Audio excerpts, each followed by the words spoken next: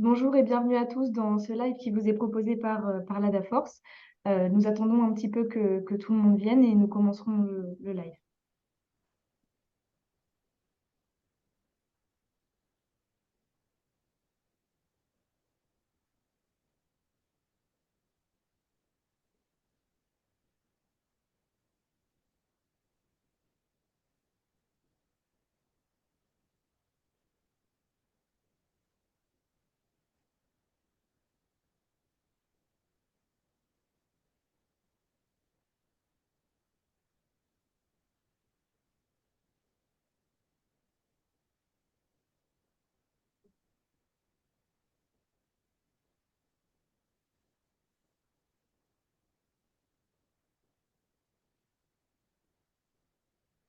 Alors, comme certains le savent peut-être déjà, l'ADAFORCE est une association qui a pour but de développer l'apprentissage dans les secteurs du sanitaire, du social et du médico-social. Elle a accompagné plus de 2000 apprentis en 2022 dans des formations telles que masseur-kinésithérapeute, éducateur spécialisé ou encore éducateur de jeunes enfants. L'ADAFORCE a également une filière de formation continue dans laquelle elle propose les formations de maîtres d'apprentissage, formations d'hygiène, de management ou encore des formations sur mesure pour les professionnels. Nous vous proposons aujourd'hui un arrêt sur image sur la formation maître d'apprentissage qui est un enjeu important. En effet, le maître d'apprentissage est indispensable au dispositif, ce qui nous a semblé important de mettre en place une formation pour l'aider à accompagner son apprenti. C'est ce qui nous permet aujourd'hui de vous proposer ce live qui vous sera animé par Marie-Hélène Lamy, formatrice et accompagnante à l'ADAFORCE depuis de nombreuses années, et Monsieur Philippe Grandet, cadre supérieur de santé, référent recrutement et des apprentis au sein de la direction des soins de l'hôpital Paul Guiraud, qui est également d'ailleurs maître d'apprentissage. Merci Philippe d'avoir accepté notre invitation aujourd'hui. Merci à vous. Vous pourrez du coup tout au long de ce live participer et nous faire part de vos expériences et de vos questions. Nous sommes ensemble pendant 45 minutes, donc n'hésitez pas. Je laisse à présent la parole à Madame Marie-Hélène Lamy. Bonjour et ravie de participer et de partager avec vous aujourd'hui sur ce live nos différentes questions concernant la formation des maîtres d'apprentissage. Dans le contexte de pénurie dans lequel nous sommes aujourd'hui, l'apprentissage est un levier d'attractivité et de fidélisation des jeunes professionnels en formation, apprentis dans les établissements. Le maître d'apprentissage en est un acteur majeur, puisque pas de bras, pas de chocolat. S'il n'y a pas de maître d'apprentissage dans les structures, il ne peut pas y avoir d'apprentis. C'est bien pour ça que c'est vraiment un acteur important et incontournable du dispositif. Pour mieux appréhender les éléments du programme que nous allons vous proposer tout à l'heure, je vous invite à ce qu'on fasse un petit zoom sur les missions du maître d'apprentissage, en tout cas quelques éléments qui délimitent son champ d'action quand il accueille un apprenti. Ces missions, elles sont distinctes des missions des tuteurs de stage ou référents de stage, même si sur le plan pédagogique, il y a des grandes similitudes. Il s'appuie, le maître d'apprentissage, évidemment, sur les référentiels de formation des apprentis qui l'accompagnent, mais aussi sur le code du travail qui encadre juridiquement le dispositif. Et pour quelques éléments importants, il ne peut pas faire l'économie d'avoir quelques connaissances de cet ordre-là. Mais concrètement, quelles sont ses missions? Eh bien, le maître d'apprentissage, il accompagne, il guide et il conseille son apprenti tout au long de son parcours de formation, du début de la formation du contrat jusqu'à la diplomation. Ce qui lui confère une place et une vision très systémique de ce qui se passe pour son apprenti. Et du coup, il peut mettre en place différentes actions en fonction de la montée en compétence de l'apprenti et de son évolution. Il organise son intégration, son accueil. Il va l'accompagner sur les diverses missions qui lui sont confiées durant son parcours. Il va aussi mettre en place des espaces de suivi et d'évaluation en fonction, encore une fois, de là où en est son apprenti et des difficultés éventuelles qu'il rencontre. Si son apprenti est encadré par d'autres professionnels que lui, il aura aussi pour mission de coordonner la fonction tutorale afin que l'apprenti soit toujours accompagné par un professionnel durant son parcours. C'est extrêmement important. La sécurisation de l'apprenti durant son parcours concourt en partie à faire que les jeunes professionnels se sentent en sécurité et que quelquefois, c'est ce qui leur donne aussi envie de rester dans l'établissement selon la façon dont ils ont été accompagnés et qu'ils ont été sécurisés dans un contexte qu'on connaît tous de pénurie et de difficultés.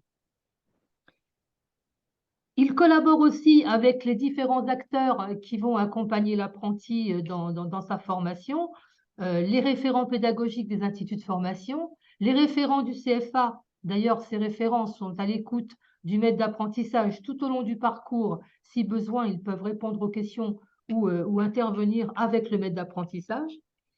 Il a aussi comme interlocuteur privilégié, bien sûr, les équipes qui vont travailler ou accompagner l'apprenti et bien sûr les directions qui sont aussi en responsabilité du parcours de l'apprenti. Et ça, du premier jour, encore une fois, de son contrat jusqu'à la diplomation, avec l'idée de le fidéliser. Et des fois, ça va aussi jusqu'à la prise de poste si l'apprenti est recruté par l'établissement. Et là aussi, du coup, c'est champagne si ça arrive. C'est ce qu'on souhaite à beaucoup d'apprentis et à beaucoup d'équipes. Alors, pour éclairer un peu tous ces propos et vous donner un autre regard, je me tourne vers vous, Philippe, qui êtes maître d'apprentissage au sein de l'établissement, l'hôpital le Paul Guiraud, et qui organisait, je crois, l'accueil et l'accompagnement des apprentis. Oui, bonjour Marie-Hélène, bonjour Léa. Oui, donc je suis maître d'apprentissage. Donc, ce qui m'a donné envie de devenir maître d'apprentissage, c'est aussi par rapport à mes anciennes fonctions. J'ai été formateur et j'ai été coordinateur de stage. Donc, moi, avoir un apprenti dans les services, c'est quelqu'un qu'il faut accompagner. Un maître d'apprentissage n'est pas un maître de stage, n'est pas un tuteur, mais il est là pour aider, accompagner, faire construire un parcours à un étudiant, quel qu'il soit, mais aussi le motiver pour se diriger vers un métier. Pour moi, mes missions de maître d'apprentissage, telles qu'elles sont à l'heure actuelle, depuis que j'ai fait cette formation, c'est recevoir un apprenti avec son futur maître d'apprentissage, faire connaissance de ce qu'il veut, où il en est, et aussi de ses motivations. L'apprentissage nous permet aussi de la fidélisation des apprentis. Quand je dis fidélisation, c'est fidélisation à l'activité au sein de l'établissement. Tout apprenti qui vient chez nous, en général, a un poste à la sortie, lors de sa diplomation. La fidélisation, ça nous permet de les accompagner. C'est construire aussi ses missions pendant ces années d'études. C'est accompagner aussi par rapport un maître d'apprentissage peut aussi avoir des tuteurs qui s'occupent de cet apprenti. Je crois, Philippe, que vous avez participé à cette formation il y a quelques mois. En quoi est-ce qu'elle vous a permis d'approfondir vos connaissances ou d'être plus confortable dans vos missions? Alors moi, ce que cette formation m'a apporté, c'est qu'un maître d'apprentissage aussi, donc comme vous l'avez dit tout à l'heure, c'est connaître tout le droit autour, droit public, droit juridique, droit privé. Je rappelle qu'un apprenti est quand même c'est un contrat de droit privé, et même s'il vient dans un établissement public. Donc, pour toute personne qui est maître d'apprentissage, c'est aussi connaître cette réglementation de droit. Donc, j'invite toutes les personnes qui souhaitent devenir maître d'apprentissage aussi se retourner sur la formation d'AdaForce, qui en est essentielle, car ça nous permet, comme tout soignant ou tout accompagnant, de pouvoir connaître la législation. On n'est pas parfait dans ça. Et je crois que même pour un apprenti, c'est aussi important de lui rappeler certaines règles de la législation. Moi, maître d'apprentissage, lorsque j'ai fait cette formation, j'ai découvert un nouveau monde, comme je dis. Ça m'a permis aussi de donner envie à d'autres personnes, des collaborateurs, de devenir maître d'apprentissage. C'est ce que nous avons donc mis en place sur le groupe hospitalier où je travaille actuellement. Donc, nous avons formé des personnes à devenir maîtres d'apprentissage et elles sont heureuses de pouvoir devenir maîtres d'apprentissage et d'accompagner de nouveaux apprentis. À ce jour, je dirais que ça nous a permis d'accueillir actuellement, nous avons 15 apprentis de paramédicaux. Quand je dis paramédicaux, surtout infirmiers, mais nous avons aussi des ergothérapeutes et nous avons des psychomotriciens. Au-delà de l'aspect juridique, Philippe, est-ce qu'il y a d'autres thématiques ou d'autres compétences que cette formation vous a permis de conforter ou de consolider? Alors, cette formation m'a permis en tant que maître d'apprentissage, justement, comme vous l'avez dit, c'est construire un projet avec l'apprenti, construire une fiche mission par rapport à son parcours professionnel, par rapport à ses missions qu'on va lui confier pendant cet apprentissage. Le maître d'apprentissage construit tout au long de la vie, tout au long de cette formation, son apprentissage. Un étudiant peut être étudiant, mais quand il est apprenti, il est dans un service, il travaille avec tous les autres professionnels et il les connaît, et ça lui permet aussi de mieux développer ses connaissances au sein d'une structure. Moi, tout ce qui est l'accompagnement aussi, ça m'a permis, cette formation, ça m'a permis de voir que on peut avoir un apprenti, quel qu'il soit, quelle que soit son année, mais aussi de pouvoir construire toutes ces missions ensemble. Ce que je dis qui est important pour moi, c'est qu'un maître d'apprentissage, c'est pas quelqu'un qui sort comme ça. Il doit avoir vraiment fait cette formation, car c'est quand même un travail, comme vous l'avez dit, Marie-Hélène, un travail entre le centre de formation, l'employeur et l'institut de formation de l'apprenti. Tout ça, ça doit être construit ensemble. Et ça nous permet de pouvoir aussi de voir des jeunes mûrir, se construire et devenir de vrais professionnels. Est-ce que, suite à cette formation, Philippe, vous avez pu mettre en place des actions correctives ou construire d'autres outils avec vos équipes tutorales? Alors, avec les équipes tutorales actuelles, donc avec les nouveaux maîtres d'apprentissage, nous avons commencé à travailler sur les fiches missions. C'est-à-dire qu'il nous semblait essentiel qu'une fiche mission soit construite pour chaque métier. Quand je dis fiche mission, c'est aussi faire participer les maîtres d'apprentissage, par exemple, sur mieux connaître le métier d'un autre. C'est-à-dire, je suis infirmier, je veux connaître ce que fait l'ergothérapeute. Je suis ergothérapeute, je veux connaître ce que fait le psychomotricien. Tous ces gens-là travaillent ensemble, on fait des groupes de travail, on échange et on construit un planning. Moi, là, tout ça, donc, c'est aussi une demande des nouveaux maîtres d'apprentissage, c'est pouvoir échanger. Échanger sur est-ce que je fais bien mon travail auprès de mon apprenti? Est-ce que mon apprenti est heureux? Est-ce que mon apprenti, je le fidélise? Est-ce que mon apprenti, je vais pouvoir lui prouver qu'il va pouvoir travailler chez nous et être ensuite formé tout au long de sa carrière? C'est ça.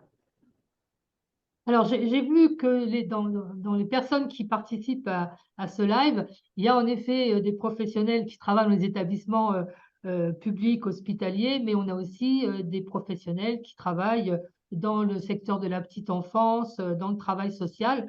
Je fais un aparté pour en effet ouvrir les champs sur le fait que là, on parle des infirmiers parce que Philippe, vous êtes particulièrement dans de l'apprentissage infirmier, mais bien évidemment que cette formation s'adresse à tous les professionnels, les différents secteurs qui sont les secteurs de la petite enfance, de la personne âgée, de la santé mentale, du travail social, etc.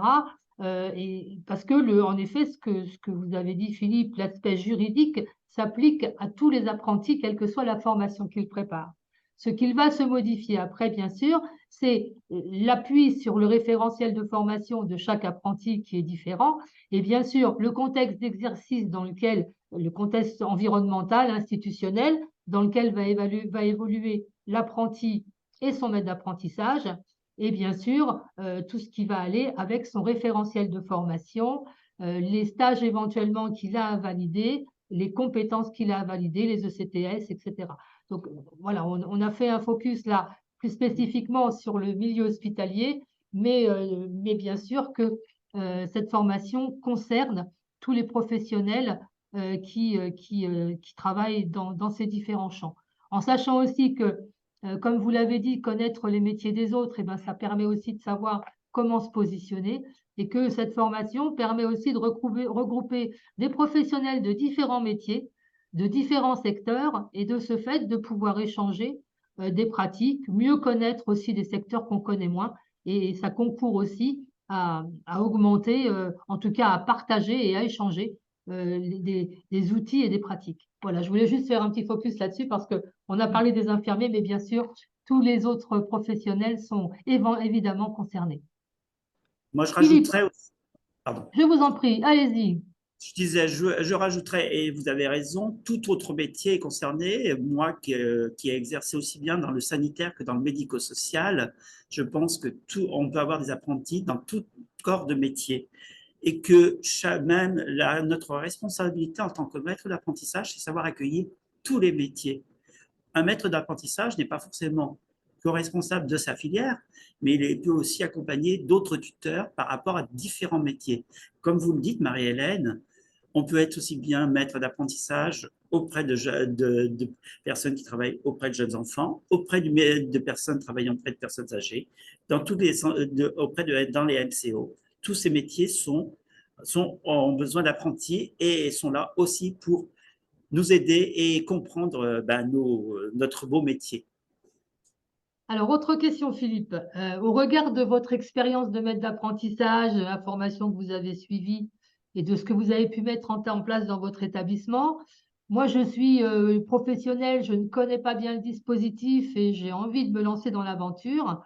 Est-ce que vous auriez la gentillesse de me donner quelques conseils pour que je Oui, puisse être relativement confortable dans mon accompagnement avant de pouvoir faire la formation? oui, bien sûr, Marie-Hélène. Moi, ce que je conseille, c'est que quand on veut devenir maître d'apprentissage, c'est vraiment un désir. Un maître d'apprentissage, c'est pas n'importe qui. On peut pas nommer n'importe qui dans cette formation. Moi, je dirais, devenir maître d'apprentissage, avant de rentrer dans cette formation, c'est se poser la question. Mais pourquoi je veux devenir maître d'apprentissage? Est-ce que j'ai été accompagné avec des maîtres d'apprentissage? Qu'est-ce qui me manque pour devenir maître d'apprentissage? Un apprenti, c'est quoi? Est-ce que c'est un étudiant?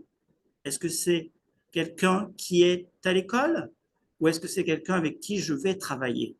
Moi, un maître d'apprentissage, cette formation, elle m'a permis aussi de me dire, maître d'apprentissage, c'est être en capacité de pouvoir conseiller, accompagner, recevoir tout public en formation. Et un vrai maître d'apprentissage, pour moi, c'est quelqu'un qui est en capacité d'être fier de ce qu'il a fait pendant les années de formation et d'accompagnement de son étudiant. Se dire, je vais recruter un nouveau professionnel, donc je l'ai fidélisé grâce à aussi tout ce qui peut entourer l'établissement, l'accompagnement dans l'établissement. C'est aussi de se dire, eh ben voilà, je sers d'exemple et peut-être que devenir maître d'apprentissage va donner envie à d'autres personnes qui étaient tuteurs de devenir maître d'apprentissage. En effet, être maître d'apprentissage, c'est être professionnel d'expérience qui accompagne un jeune professionnel qui démarre dans la formation. Et comme le disait Walter Advin, qui a pas mal écrit sur l'accompagnement des étudiants, eh bien, on danse avec les étudiants et les apprentis, on avance avec eux, quelquefois on fait quelques pas de côté, on s'arrête un petit peu pour reprendre son souffle et on réavance à nouveau. Donc, en effet, cette notion de compagnonnage est extrêmement importante avec aussi une notion de collaboration entre ces deux professionnels et bien sûr un lien de confiance qui s'établit et qui perdure tout au long de la formation. Et ça permet aussi des échanges parce que les apprentis ramènent aussi eux-mêmes dans l'établissement eh bien, des pratiques qu'ils ont vues à l'école ou des questionnements qui permettent aux professionnels eh bien, aussi de se dire tiens, c'est vrai, cette question-là, ça fait longtemps que je ne l'ai pas abordée. Et ça Eh nous bien, permet de écoutez, réfléchir. pardon, excusez-moi, Philippe. Je vous disais, et ça nous permet, nous, maîtres d'apprentissage, de réfléchir à ces nouveaux métiers et à ces nouvelles formations. C'est de se remettre en question en permanence sur ce qu'on fait, sur ce qu'on va dire, le savoir-être, le savoir-faire et le savoir tout court. C'est toujours nous enrichir auprès des apprentis. Merci Philippe pour votre témoignage très éclairant. Y a-t-il des questions ou des remarques qui pointent leur nez au regard des échanges que nous venons d'avoir?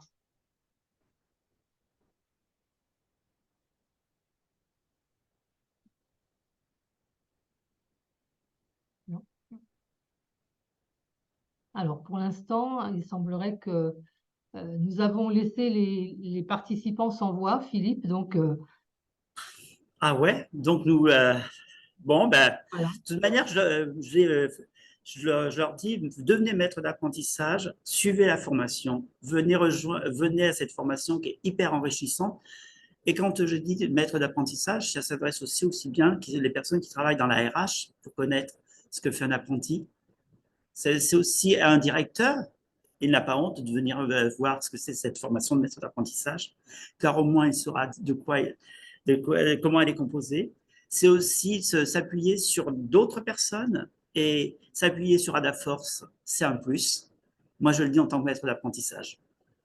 Alors, j'ai cru voir que dans l'assistance, enfin, il y avait pas mal déjà de personnes qui sont eux-mêmes ou elles-mêmes maîtres d'apprentissage. Alors, est-ce que, au regard des expériences déjà que vous avez en tant que maître d'apprentissage, est-ce que vous avez des questions sur la formation ou des remarques à nous faire remonter par rapport à ce dont on a échangé jusqu'à maintenant?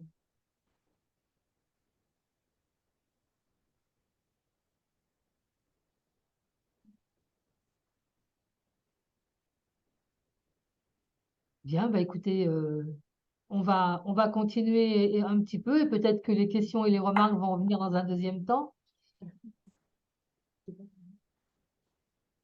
Alors, on me dit qu'il y a peut-être il y a une question. Oui, n'hésitez pas à écrire sur le chat si vous avez des questions pour qu'on puisse les voir, s'il vous plaît.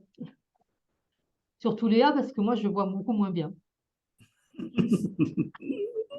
Bien, écoutez, en attendant qu'arrivent les questions, je vous propose peut-être qu'on vous présente le programme de formation dont Léa vous a parlé tout à l'heure, pour que vous puissiez avoir quelques éléments. J'ai une petite précision dans l'oreillette. Ah. Du coup, il faudrait écrire vos questions dans la discussion qui se trouve en bas de votre écran. Voilà, n'hésitez pas. Alors, cette formation, je crois qu'on peut la mettre à l'écran. Je crois qu'on va vous mettre le programme à l'écran dans quelques minutes. Voilà, alors cette formation, c'est en effet avec l'objectif de réussir l'accompagnement de son apprenti et contribuer à sa professionnalisation et à sa fidélisation en fonction des besoins qu'on peut avoir dans les établissements ou les structures. Alors, ce sont 2 jours de formation consécutive qui sont essentiellement basés sur les échanges, le partage de pratiques et d'expériences des participants, et où on va co-construire ensemble et aller visiter des outils qu'on mettra dans la boîte à outils du maître d'apprentissage et dont il pourra se servir au décours de l'accompagnement de son apprenti et en fonction soit des difficultés rencontrées, soit de là où en est son apprenti. Donc, comme nous l'avons vu tout à l'heure, il y a un élément incontournable, même si ce n'est pas celui qui nous ravit le plus, mais on ne peut pas en faire l'économie, des aspects juridiques. Alors, bien sûr, on ne relie pas tout le livret 2 qui concerne l'apprentissage, parce que sinon, on vous aurait perdu avant midi, on aurait dû appeler la cellule d'urgence médico-psychologique. Mais en tout cas, les aspects les plus pertinents et pratico-pratiques pour que vous soyez confortable dans votre accompagnement par rapport aussi au statut de l'apprenti, à son contrat, aux missions qui sont les vôtres, ce que dit le Code du travail sur qu'est-ce qu'un maître d'apprentissage, pourquoi est-ce qu'il est là, etc., etc. Donc ça, c'est un outil qui est, j'ai envie de dire, qui est le socle à mettre dans la boîte à outils. Et puis, quand on a fait un peu le tour de cette question, eh bien, on va aller co-construire ensemble des outils qui vont pouvoir vous servir, parcours d'accompagnement, fiches mission et d'autres outils dont vous pouvez avoir besoin dans le parcours de votre apprenti. Pour continuer les réjouissances, eh bien, nous allons ensuite visiter ou revisiter, selon les formations que vous avez suivies et les missions qui sont les vôtres en tant que professionnel, eh bien, des outils pédagogiques et relationnels qui sont en adéquation avec la philosophie de l'apprentissage et qui vont vous permettre aussi d'avoir des outils à disposition dans le cadre d'entretiens que vous mettez en place avec vos apprentis ou de situations un petit peu plus complexes pour lequel il y a besoin de s'arrêter un moment et pouvoir trouver des actions correctives et aider l'apprenti à trouver ses solutions. Puisque le postulat consiste à dire soit je t'apprends à pêcher, soit je te donne du poisson. Et la philosophie de l'apprentissage, c'est plutôt d'apprendre à pêcher plutôt que donner du poisson pour que l'apprenti puisse être autonome et pouvoir se débrouiller tout seul à l'issue de son diplôme. Voilà. Alors, les méthodes pédagogiques qu'on utilise, eh bien, sont des méthodes participatives, des quiz, du travail en sous-groupe, éventuellement des cas concrets qu'on va débriefer en fonction de ce que vous allez ramener comme outil, des mises en situation et des jeux de rôle si ça le nécessite. Voilà. Alors, je ne vous en dis pas plus parce que ça fera partie de l'épisode 3, saison 4, et qu'après, il restera à découvrir aussi tous les besoins des groupes qui sont à chaque fois différents. Et c'est ça qui est passionnant. Donc, vous avez le programme qui… Alors, ces 2 jours de formation concernent ce dont je viens de vous parler. Et à distance de ces 2 jours-là, on propose aussi pour les personnes intéressées une journée de co-développement, analyse de pratique à partir de situations vécues qui ont pu être questionnantes ou complexes, et bien de pouvoir aller un peu plus loin dans la réflexion, l'analyse et essayer de trouver ensemble des stratégies pour permettre de dépasser ces problématiques et de se dire si ça se reproduisait la prochaine fois, comment est-ce que je pourrais faire différemment? Ça, c'est la formation telle qu'on la propose à Adaforce, en sachant que selon les besoins des employeurs, quand il y a plusieurs professionnels à former dans une même structure ou une même institution, eh bien, on peut proposer une formation en intra en fonction des besoins des professionnels. Mais tout ça, vous pourrez en effet l'évoquer et on pourra répondre à vos questions concernant les prochaines dates de formation, le programme et les inscriptions. On va vous afficher tout à l'heure l'adresse mail de la personne référente à Adaforce qui pourra vous écouter et répondre à vos questions. Voilà, une présentation assez rapide de la formation pour vous laisser aussi, eh bien, pas la fin de l'histoire que vous écrirez ensemble en venant participer à cette formation. Marie-Hélène, Voilà. je rajouterai Bien. que votre formation, Alors, on a Marie-Hélène, je pense, avec les discussions. Donc, on va vous prendre en direct. On va démute les personnes qui souhaiteraient poser des questions. Donc, voilà, n'hésitez pas à lever la main si jamais vous avez des questions à poser pour pour qu'on puisse vous répondre directement. Et on a tout de suite Madame Anne Sillard. On vous écoute. Bonjour.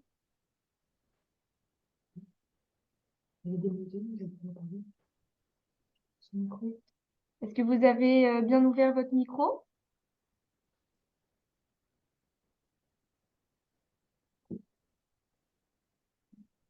Ok. Alors, Madame Bellard. Alors, du coup, on essaye avec Madame Bellard. Votre micro est coupé. Si vous pouviez l'ouvrir, on pourrait répondre à votre question.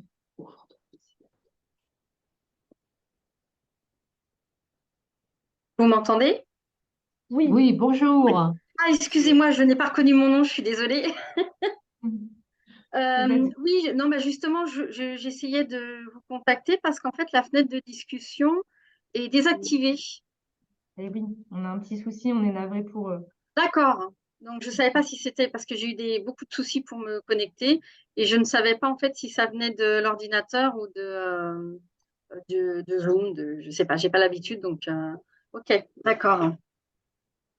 Et du coup, non, pour l'instant, ça va. Il n'y avait pas de… Ah si, moi, j'aurais une petite question. C'est que par rapport à ce que disait Monsieur Grandet, moi, j'accueille des stagiaires dans ma structure depuis on va dire plus de 15 ans.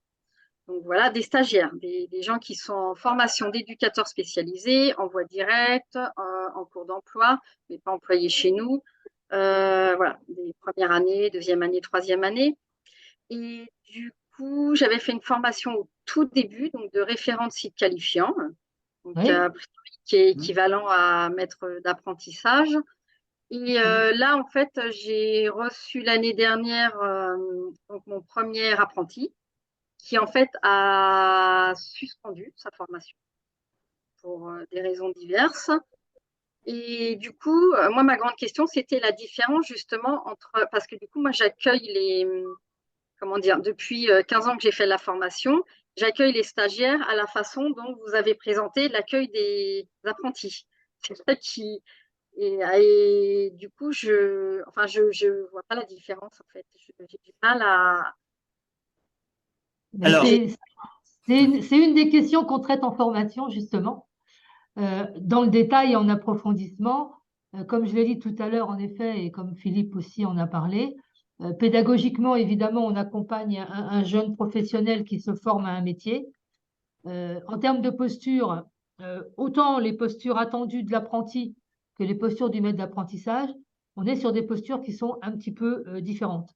Du fait d'ailleurs que de la durée du parcours, hein, puisque un stagiaire, on l'accueille sur quelques semaines, un apprenti, on l'accueille plus longtemps, et puis aussi de son statut qui est différent du statut d'un étudiant. Oui, alors après, c'était pas. C'est sûr que les missions, du coup, elles vont pas être les mêmes en termes de responsabilité et de comment dire, mise en position de professionnel. C'était Et plus aussi ça. en organisation, en effet, d'accompagnement dans la structure à chaque fois que l'apprenti revient quand il n'est pas à l'école ou en stage ailleurs. Comment? Excusez-moi, il y a un peu de bruit. Je suis dans un bureau où il y a de l'administratif. Je n'ai pas entendu votre réponse. Je vous disais aussi, il y a des missions d'organisation et de coordination qu'on ne rencontre pas de la même façon quand on accueille un étudiant. À chaque retour en entreprise, bien sûr qu'il va falloir organiser ou réorganiser ou réadapter l'accompagnement de l'apprenti en fonction de son niveau de formation, de là où il en est et de ses besoins. et je, Marie-Hélène, permettez-moi de rajouter qu'un maître d'apprentissage, il ne faut pas oublier que l'apprenti, c'est un employé de l'établissement. C'est un établissement qui est employeur. Un apprenti, c'est quelqu'un qu'on va accompagner pendant sa formation, mais il devient employé de l'établissement. Donc, c'est aussi le rôle du maître d'apprentissage, c'est de l'accompagner sur ces différentes missions avec sa nouvelle fiche de mission, et il est employé par la structure. C'est Employé, ça mais pas aussi la employé différence. comme tout le monde, en effet. Mais là aussi, c'est épisode 2, saison 3. Merci beaucoup, Madame D'accord. Breyer, pour votre question. On va passer. Si vous aviez d'autres questions, Madame, n'hésitez pas à contacter votre interlocuteur au CFA qui pourra aussi répondre à des questions plus spécifiques par rapport à l'accompagnement de votre apprenti. Oui, après, c'est peut-être parce que là, j'ai pas encore reçu, la personne que je suis en apprentissage n'a pas encore son livret avec les missions, ce qu'elle doit faire et tout. Et du coup, c'est pour ça. Là, pour l'instant, c'était pas encore très, très clair Mais sur, voilà. n'hésitez pas, ceci étant, à contacter les professionnels du CFA qui peuvent répondre à vos questions. D'accord, merci. Merci, Madame. Alors, on a une question de Madame Claire Connu qui aurait aimé savoir s'il est possible d'être maître d'apprentissage, même si nous ne pouvons pas accompagner l'apprenti en permanence dû à une fonction de direction. Tout à fait, c'est possible, mais ça veut dire qu'il faut mettre en place un certain nombre de choses pour sécuriser le parcours de l'apprenti dans l'établissement. C'est aussi ce qu'on travaille en formation quand le maître d'apprentissage n'est pas, en tout cas quand l'apprenti n'est pas collé serré à son maître d'apprentissage. Donc en effet, c'est possible, mais avec la coordination et l'organisation de l'accompagnement de l'apprenti. Donc, merci beaucoup, Madame Connu, pour votre question. Merci également à Madame Piesco qui demande si cette formation est destinée aux tuteurs de contrats de professionnalisation ou uniquement pour les contrats d'apprentissage. Sur le plan pédagogique, on est sur les mêmes postures et ça ne pose pas de problème. Sur le plan juridique du Code du travail, on évoque uniquement, en tout cas, le Code du travail qui se rapporte au dispositif de l'apprentissage. Et c'est là où, si vous accompagnez un contrat pro, il y a des choses qui sont un petit peu différentes, même si les postures d'accompagnement et pédagogiquement, on est sur dans le même registre. Nous avons également une question de Monsieur Cordova qui nous demande comment distinguer un apprenti d'un salarié et quelle autonomie est-ce qu'on peut donner à un apprenti? Ah, ça, c'est la grande question qu'on traite en formation. On y passe du temps, en effet, parce qu'en effet, le statut de l'apprenti est un statut particulier qui justifie qu'on mette en place un accompagnement, un tutorat auprès de ce jeune professionnel qui n'a pas son diplôme, hein. L'objet de son contrat, c'est sa formation et son diplôme. Donc, son statut oblige en effet, ou permet, ça dépend comment on se place, de mettre en place un accompagnement spécifique durant son parcours. Il n'en demeure pas moins que pour, en effet, être dans la vraie vie et apprendre son métier, il va participer aux activités du service ou de l'établissement, mais de façon particulière par rapport à un salarié lambda, si je puis dire. Je peux rajouter, Marie-Hélène, que par rapport à l'apprenti aussi, dans nos établissements, ce sont des apprentis, donc ils sont salariés et ils peuvent suivre aussi des formations dans l'établissement en parallèle. En effet, C'est les important. formations en interne peuvent aussi s'adresser aux apprentis. Alors, pour continuer dans la question de Monsieur Cordoba, est-ce qu'un apprenti peut être viré? Alors, virer, en C'est tout un grand cas, mot, hein. en tout cas, le Code du travail prévoit qu'on peut rompre un contrat d'apprentissage avec des modalités qui sont spécifiques au dispositif. Mais là aussi, c'est aussi une question qu'on travaille en formation. On a une nouvelle question de Monsieur Ournaert. J'espère que je prononce bien le nom. Est-ce que la place et l'utilisation d'un apprenti sont traitées dans la formation? Oui. Oui, c'est Ah oui, très on y important. passe du temps. On y passe du temps parce que c'est vraiment Ouais. stratégique. Oui. On a un message de Madame Perrault-Delas. Bonjour, l'apprentissage est une stratégie d'attractivité incroyable. Donc, une dynamique qui est riche pour l'apprenti et l'équipe qui accueille l'établissement. Et donc, sa première apprentie depuis 10 ans. Ah, merci beaucoup, Madame Perrault-Delas, pour votre commentaire. Merci. Alors, une question de Madame Connu toujours. Est-ce que l'apprenti compte dans l'effectif? Alors, ça aussi, c'est une question qu'on traite dans la formation. L'apprenti ne rentre pas dans les effectifs de l'entreprise, en effet, puisque c'est un salarié particulier qui prépare un diplôme et suit une formation. Une question donc pour savoir si nous proposons la formation uniquement en présentiel ou si c'est possible de la suivre à distance également. Alors, actuellement, c'est une formation en présentiel, mais nous travaillons sur une nouvelle mouture, si je puis dire, qui proposera une partie de la formation en distanciel. Mais je ne peux pas vous en dire beaucoup plus parce qu'on est en train de travailler dessus et que, en tout cas, sachez qu'une partie pourra être dispensée en distanciel. Et c'est tout pour les questions pour le moment. N'hésitez pas si vous en avez d'autres.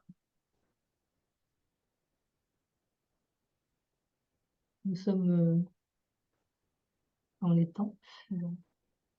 Écoutez, si vous avez d'autres questions, n'hésitez pas à les poser. On y répondra individuellement par mail si on ne peut pas y répondre collectivement aujourd'hui.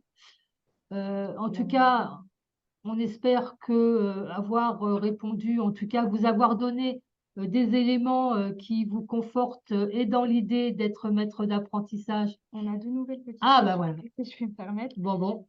3 d'ailleurs. Alors, est-ce que les apprentis IDE rentrent dans les effectifs AS quand ils viennent sur leurs 305 heures? Ça, c'est une question spécifique aux infirmiers que je préférerais traiter en individuel parce que c'est un peu compliqué. Là, on n'a pas le temps d'y répondre.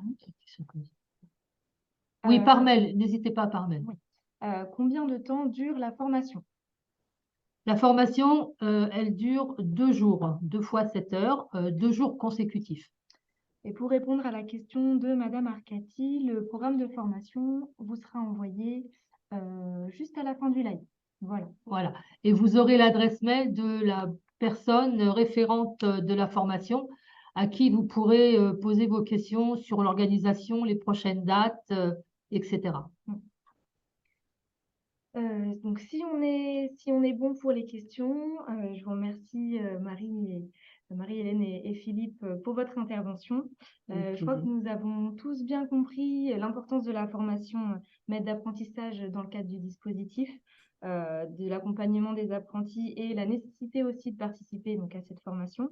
Elle nous permet d'avoir des outils pertinents pour l'accompagnement, d'avoir les connaissances nécessaires aussi. Elle permettra de bien encadrer l'apprenti tout en l'amenant au diplôme et en le fidélisant. Ce sera également un moment de partage d'expérience avec d'autres professionnels donc qui pourra vous apporter.